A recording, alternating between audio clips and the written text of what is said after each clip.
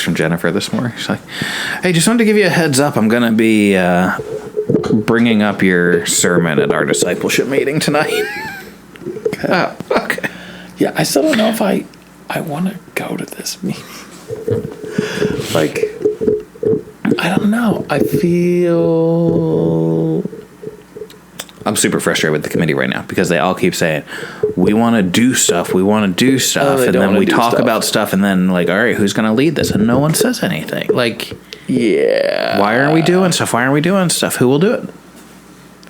And I don't want to be super blunt. Yeah. In the meeting. Yeah, because it's... And then it's, how could they be asking us to do stuff? I'm like... You can do it. We can help. We're not supposed to be the ones who do it. Yeah.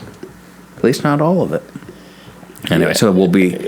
Karen and Meg are coming in early in the meeting to talk about children's ministry stuff and some things that needs to change there. Okay. And then at some point we'll talk about Mayfair and give the committee one more chance to step up. And then...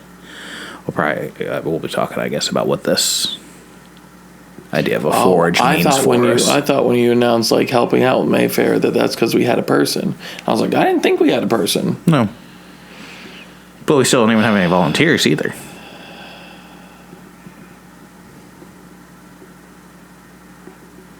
So if people are even willing to volunteer, maybe out of that we could coax someone into coordinating it. But yeah, fun. Maybe I won't show up. Yeah, and then does the children's ministry stuff involve like younger nursery stuff? So I'd like be a voice of a parent involved, or is it more focused like VBS and like children's church? No, it's it's a lot of different things. Okay. And basically, Karen and Meg, like, volunteering to take on a more active role in leading. Like, can they kind of be the paired children's ministry leaders? And do they have freedom from the discipleship committee to start making some changes and doing some things that need to be done? The answer is yes. Why are they coming in? Oh, sorry. Just to... No, I know. Keep it good leader. Through the channels that need to be. And so that it's not just me saying your wife can do whatever she wants. Making these decisions. Yeah. Yeah. Yep. That makes sense. So... all right. Well, why don't we... We're already going. It's 3.5 minutes in.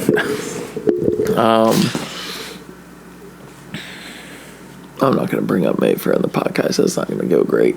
I'll tell you that right now. What was the title of your sermon? The title of my sermon was Finding the Forge.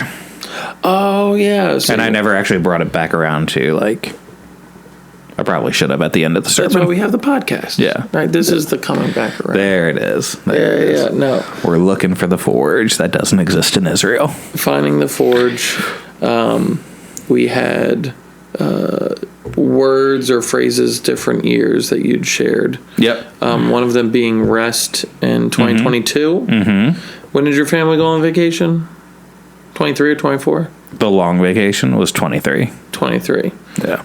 That's what I connected before you pulled up the Bible verses. You're like, and I'm not talking vacation. And then I went and looked over at Ange and Karen. And I was like, but he got the vacation. It was just a year off. But yeah. No, it's really. I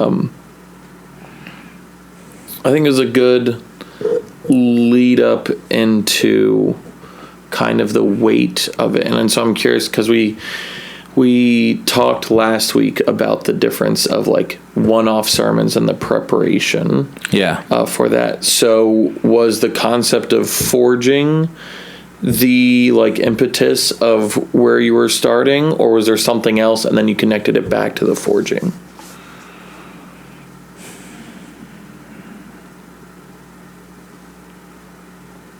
or it's all a long blur and 4 days away. So it. Yeah. I think it started with the idea of forging, and like the that being my word for this year is kind of like this is a good time to kind of share what God's been saying to me and where I feel like God is leading us even in the second half of this year and that kind of stuff. Yeah. So originally thought I might start base the sermon from that Malachi passage, which is one of the ones that God kind of led me to for this year. Yeah. But then as I prayed about it more, found that passage about no blacksmiths in Israel, and that kind of framed it in a different way for me. Yeah. Took it a little bit less from what God was saying to me individually and more to our congregation and just kind of the broader context. Yeah. Yeah. Oh my gosh, my eye. Oh man.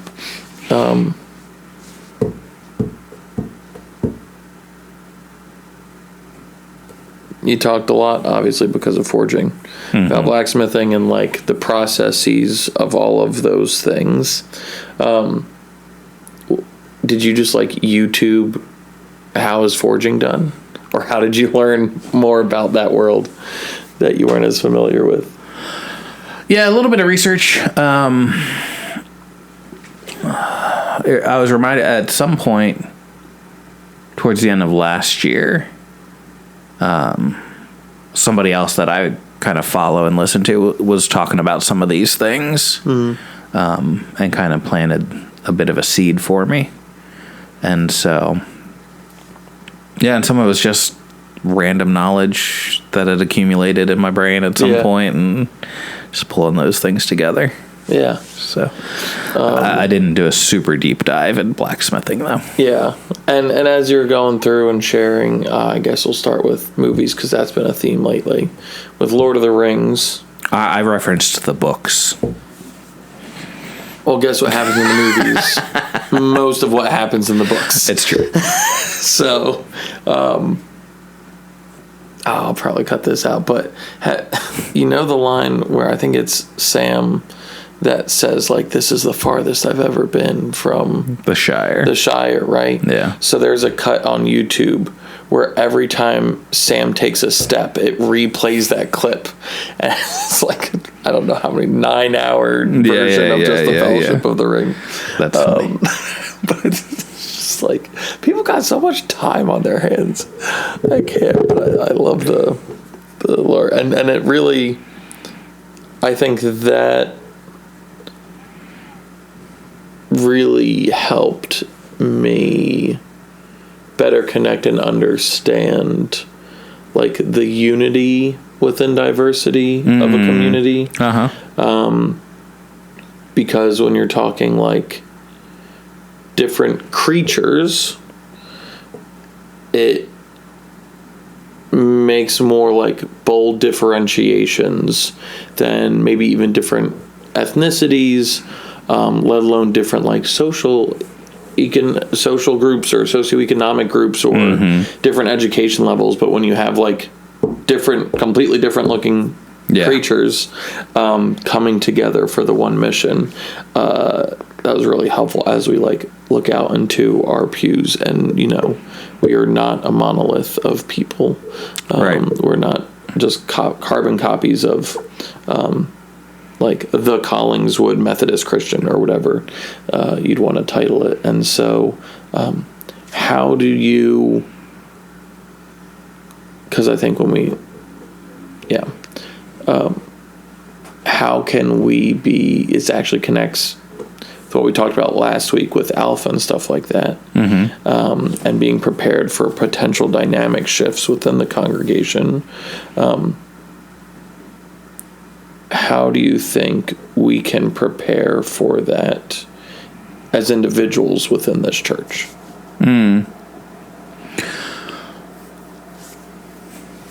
I think a big part of it is just practicing it and Practicing what?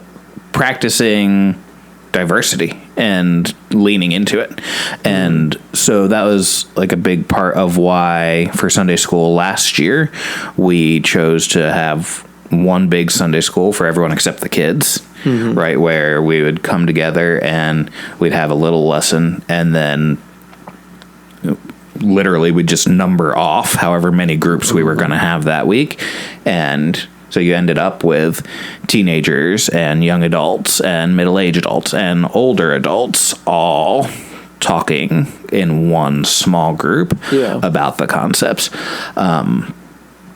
Similarly, in our Practicing the Way course, we tended to try to divide people up, not just, peers with peers, but across the different strata of demographics that we had. So that way, it's just one more opportunity for people to get used to talking to the people who maybe aren't just like them. Yeah. Even if on some surface levels, they do tend to look the same, their lives. It's still an attempt to lean into it, to practice it, to choose it. So that way, when some of the bigger differences come, maybe it doesn't feel quite so jarring. Yeah. Yeah. And I think that intentional community, even within the community, is important. And that's why I guess I'll announce it here, is that we're seeking to have people host our college students throughout the summer for dinner and potentially lunch, depending on how their summer work schedules align. But I think that it's something so simple that anyone can do, because even if you're horrible at cooking, you can order a few pizzas. Yeah. Or you can hopefully boil spaghetti and throw charv sauce on. Or you could throw some store-bought burgers and dogs on a grill. In this economy, maybe not. Bubble burgers are getting up there. I'm sure they're going to be like $25 a box this summer.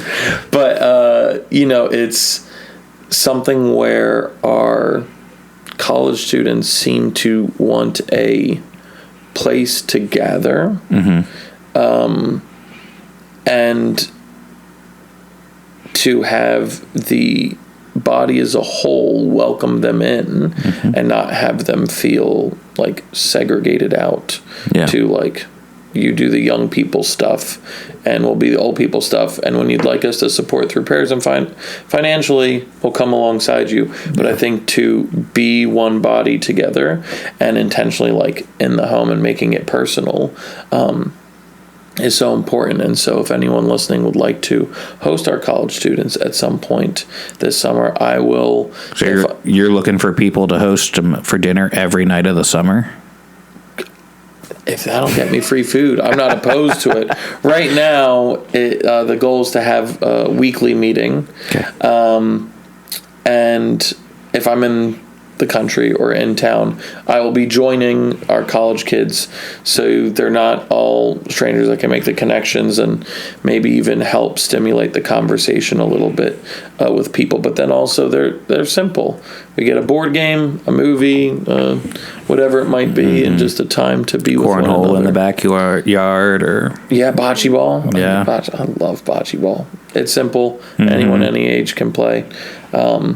And if you don't have a yard and you're not opposed to breaking things in your house, we can play bocce ball indoors. Yeah, sure. A couple dents in the floor, which just create memories. So every time you feel the bump in your floor, you'll think of our wonderful college students. Yeah.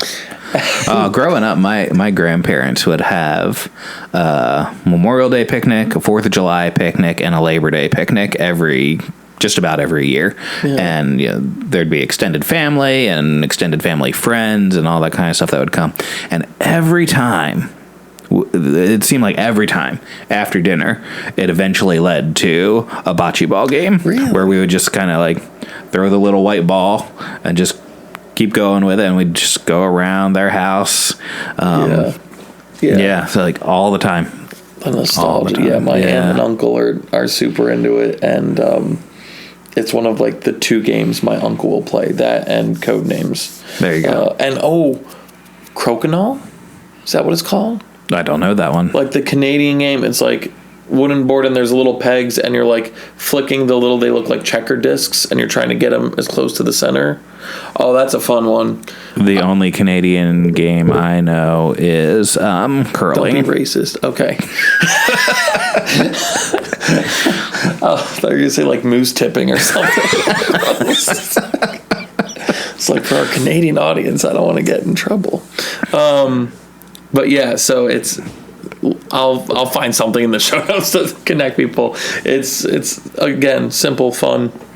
They're stuck indoors because of the snow, so you either go out and you do the curling because it's so snowy and icy, or you stay inside and play Crokinole. There you go. But yeah. Anyway, young adults no, college that's the main point. We're going to keep going down this rabbit trail until it ends. It's done. College students this summer, I think that's a great opportunity for people to connect with them and take a step maybe outside of their comfort zone within the church community, and to have a chance to engage with them. And yeah, that's great. But let's bring it back to Crokinole. Sure, Jeremy.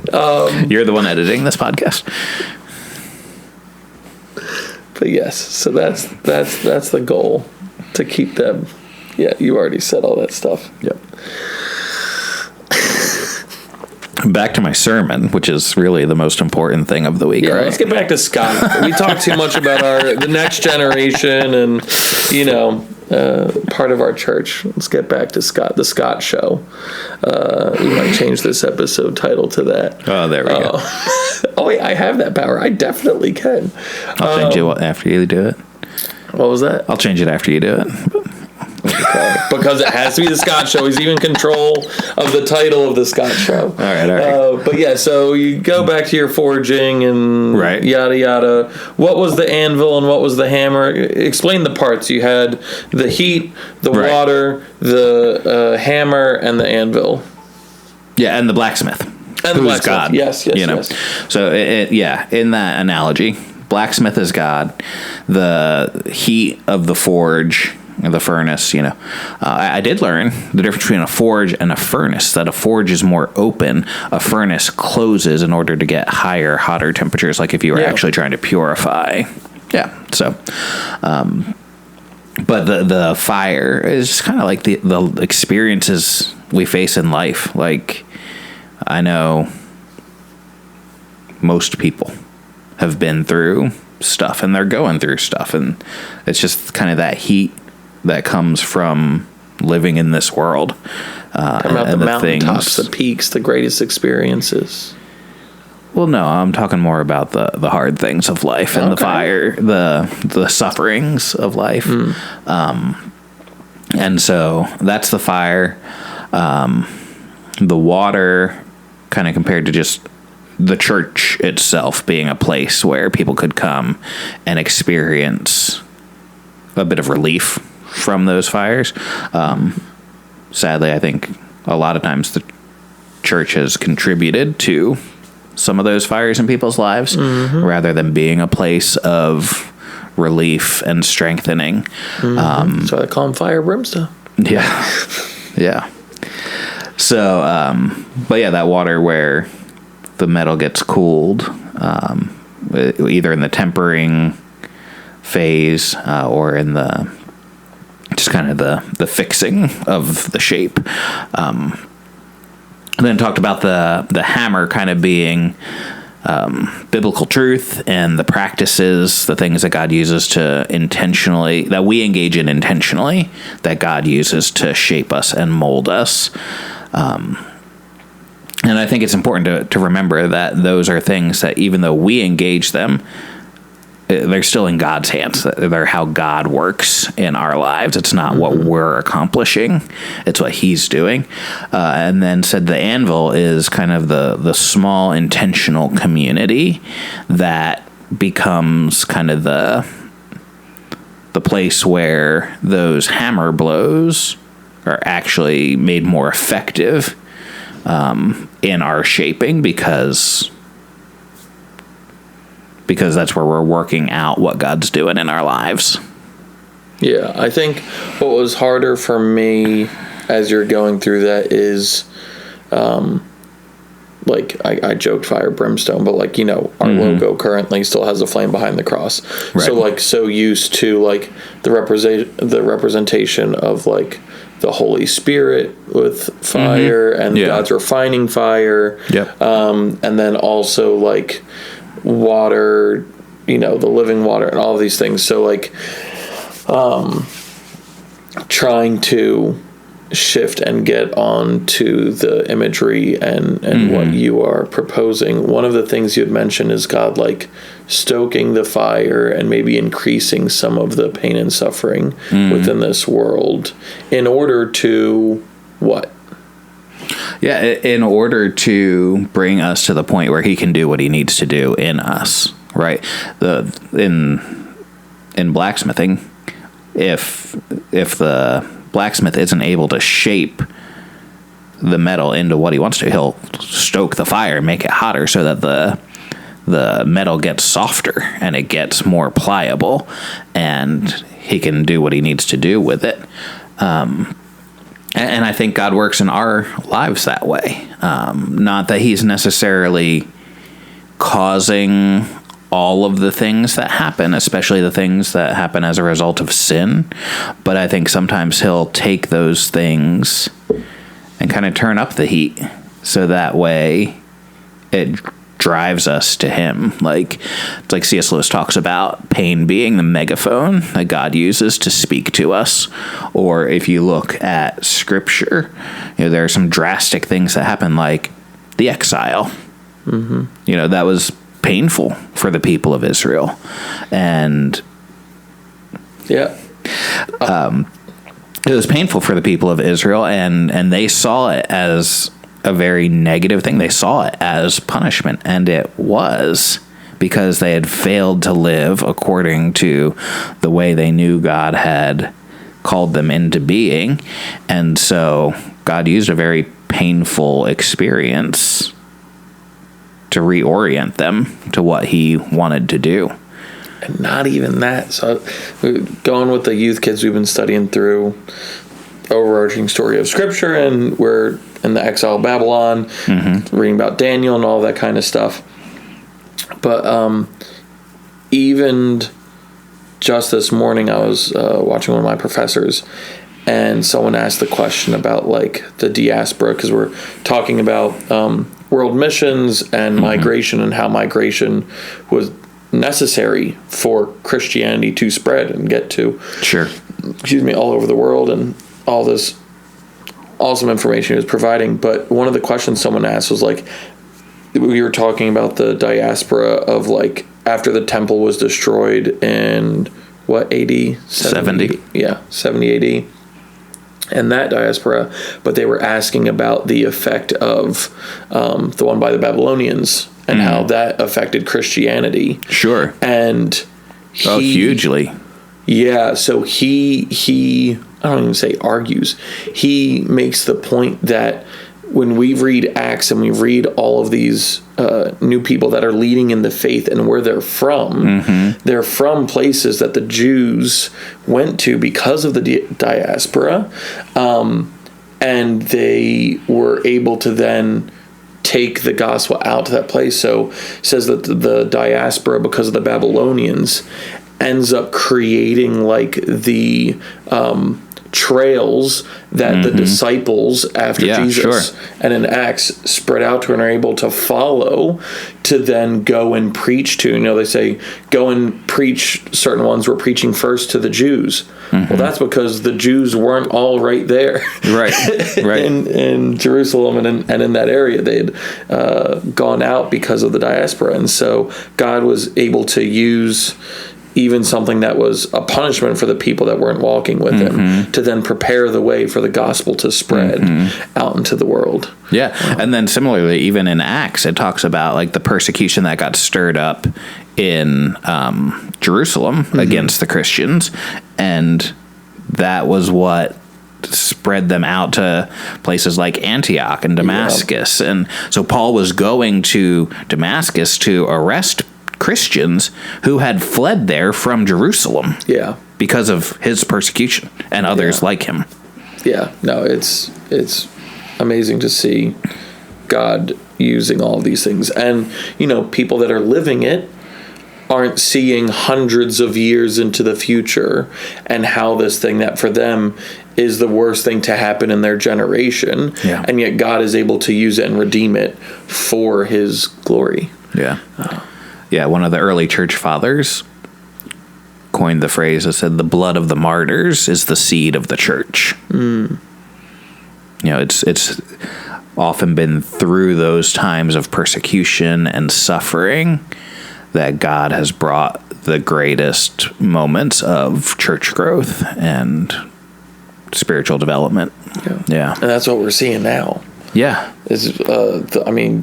The church growth in Latin America, Sub-Saharan Africa, Asia is off the charts. There's more Christians in Africa than any other continent currently, which is wild because the church started not in Africa. like the home of the church, they're part of it in the northern part, but we're talking Sub-Saharan Africa right now is the majority, so it's not even where the early church. But it did, because Philip meets a eunuch from where? Cyprus? No. Starts with a C, doesn't it? No, Ethiopia. Dang. Ethiopia. And he says, what prevents me from being baptized right here? And so they find some water, they baptize him. He continues on his way back to Ethiopia. And there's been an ancient church in Ethiopia since then. Oh, yeah, Ethiopia. And so I just... Yeah. Because I've done some studying, my heart way more was than in Africa. There's been a presence of Christianity in Africa long before Western white missionaries came to Africa. For sure. The longest ongoing community of Jews is in Ethiopia. Yeah. Because of diaspora, getting kicked out, all that kind of stuff. But when we think usually of the church and the hub, we think of Rome, Eastern Western Europe, and then travels out to the United States, and then we go, okay, now we're gonna get to the rest of the world, and we're going to these places, but now those places are the hub of Christianity. And my professor's jokingly, he says at the end of a lot of his stuff, he goes, so if anyone wants to become missionaries to white people, we have a sign-up sheet in the back of the church, because that's where it's dying off, is in Europe and in North America. And so, the places that were once, viewed as the growing church, is now the dying church, and the places that seem to be unreached are now the majority of the church. And the mission sending centers. And it completely shifts how I grew up thinking of missionaries, how I grew up thinking of where the church was and where it needed to go. But, one of our biggest challenges at this time is how do we minister to those that feel like they already know what Christianity's about. They have a remnant or idea of what they think church is or what Jesus is, and they're already not about that. And so how do we... Well, and I think that's the shift we're experiencing right now, right? And the younger generation that's coming up, Gen Z, Gen Alpha, they don't have that remnant mentality. They don't have that that little bit of Christian influence that maybe millennials did and Gen X certainly did. And so millennial? Yes. Okay. He pointed at himself and I wasn't sure. I'm one of the oldest millennials. That's for sure. Yeah. January of 1984. It's generally considered the start of the millennials. Sometimes 83. How many times have you re-Googled that for comfort? Yeah. Well, the reality is I actually look at the rest of the millennial generation. I'm like, I don't really relate. Because there's so many things in my childhood that are different than what defines the millennial generation. Often it talks about they grew up with the internet and computers and stuff. I remember not having those things. And not just because my family didn't have them. they didn't exist on a wide scale. You know, I didn't have a cell phone until I was 16. Did they have car phones? Did you know anyone with a car phone? No, not in the circles I ran in. I'm just curious. No. Yeah. So anyway, but the younger generations, Gen Z, Gen Alpha, they don't have that. They haven't been shaped by that in the same way, because most of what they've grown up in is the post-Christian context, or what they are growing up in. And so I think that's a part of the openness that we're seeing, is they're able to hear about Jesus, they're able to hear about what God's doing, and in a way that doesn't come with the same baggage. And if we can present Jesus as he is, and leave aside our own baggage that comes with it, I think it's a pretty compelling witness to those generations. And how do we represent Christ? How do we represent Christ if we aren't walking in his ways and living like he did? Right. And so I think that's where, the Practicing the Way course was so great. And can you share the warning you gave at the beginning of our last session? Yeah. I sat him down in our last Practicing the Way session and said, I just want to say now that I wrote the rough draft of my sermon for Sunday before I watched the video, because when I'd sat down on Wednesday morning to really kind of write out kind of the outline or the rough draft of my sermon, and then sat down that afternoon in advance of our Wednesday night session and watched through the video for that last week, and was like, oh, there's a lot of similarity here. There's a lot of echoes, and I didn't want anybody to think that I watched the video and then sat down and wrote my sermon based on which the word forge was not mentioned in the video. That's true. But it is interesting that after all of the different practices, the conclusion of Practicing the Way is community. Yeah. And so when you talk about go and do this together, the hammer and all that stuff, and then the anvil, the last piece is the support underneath all of the other things that we do as we're living, trying to live like Christ and practicing the way. And so how, you touched on discipleship bands. Yep. We've talked about Practicing the Way. We had emotionally healthy spirituality in the fall.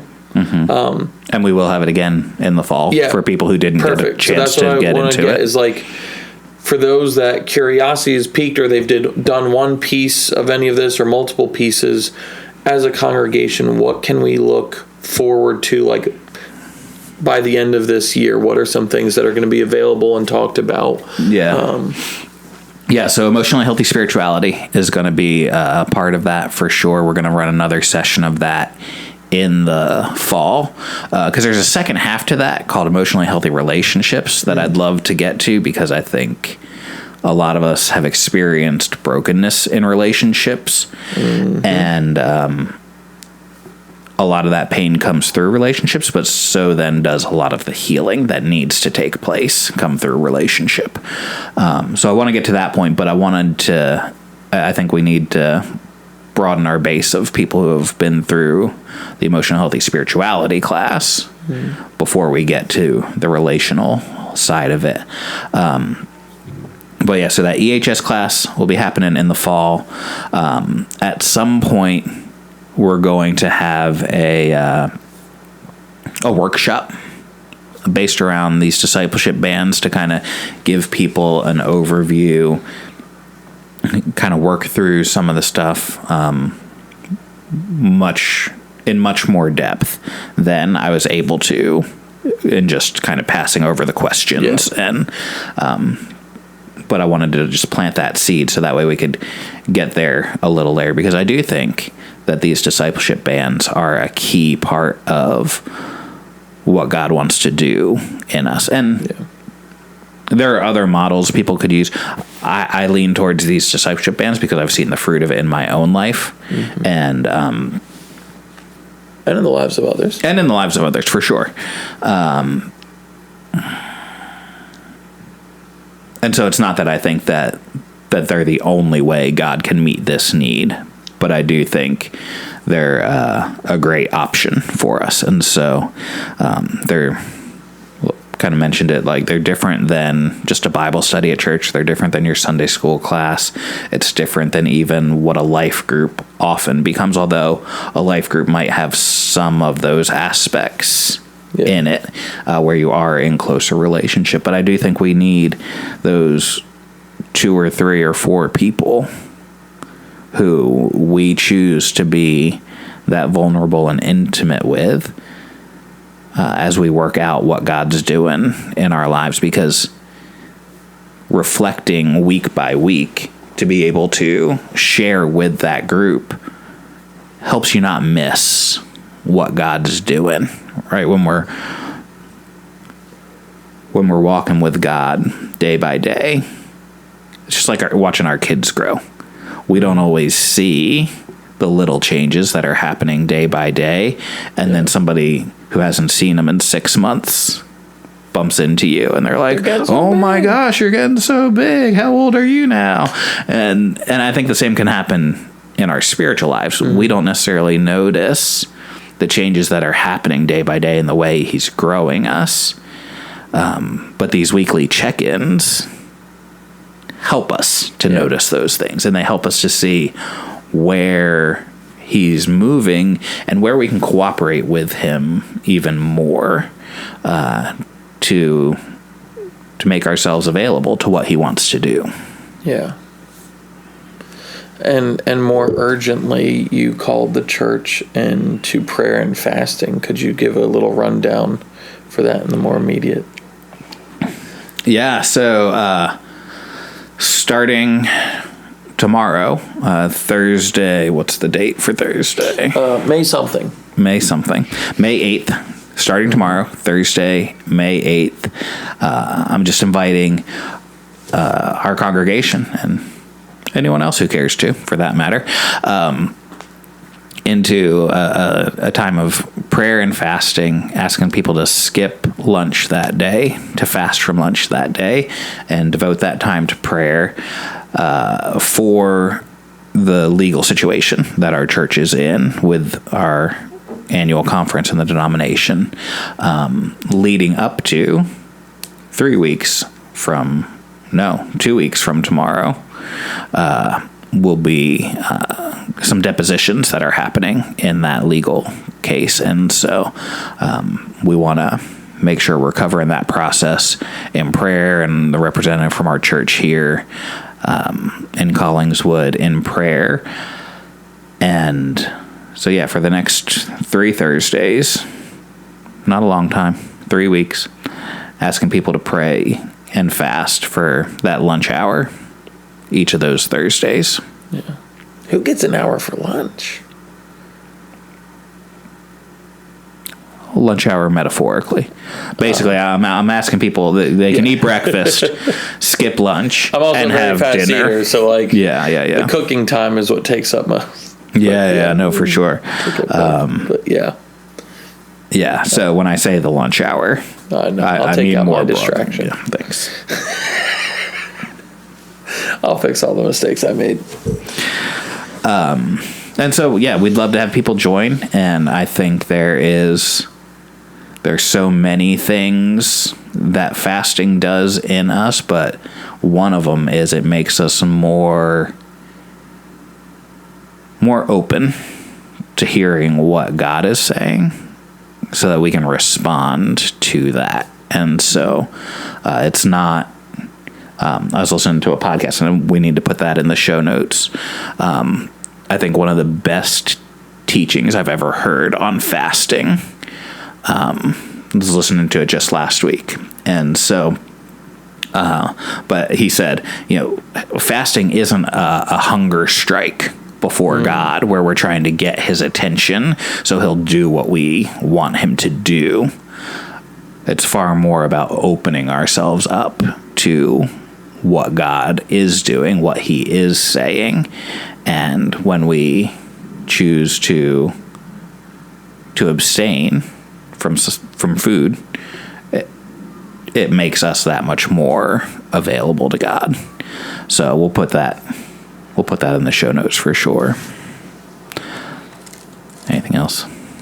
Now I'm trying to figure out how to end that.